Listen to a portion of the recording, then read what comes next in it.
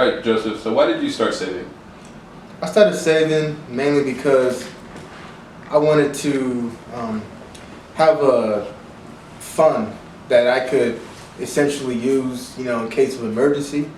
I also did it because I know that a lot of people in my age group, they spend money on things that they technically don't need.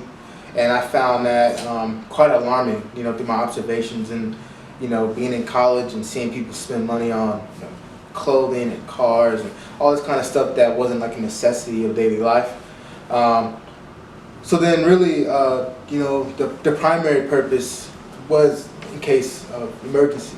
And then now, my life is centered around just like if I don't see myself needing it, like if I don't see myself needing a pair of Balenciaga shoes or something that costs a lot of money, then that's just more money that I keep in my bank.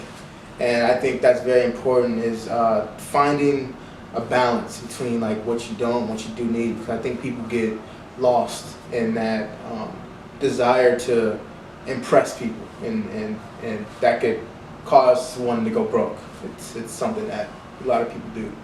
I would say that, and that's damn.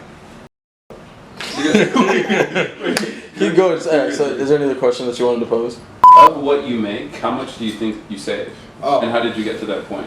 So growing up, my parents taught me the importance of saving and somewhat investing. My dad did a lot of investing, and through that, I was able to observe, how you could invest in certain companies and have a good return, or you can invest in basically hold a company's share for a long period of time. That often results in.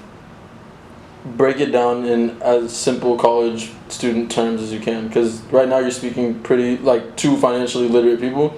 Oh, okay. Explain what you mean by that. Okay. Growing up, I was able to observe my parents invest and save money. That's how I was given the foundation with that, and basically through this, I was able to add that to my life in college. So through every paycheck I was given, I would save 30% or invest 30% of that paycheck. And I was fortunate enough to work a lot of hours during college, ranging from 40, 50 hours a week doing research. It was $15 an hour, so it was a good, solid income as a college student. And with that 30% gone, it gave me a balance. Like I was able to invest it or save, and then be able to just use the other money for everyday expenses like grocery shopping, occasional buying stuff at the mall, and all of the above.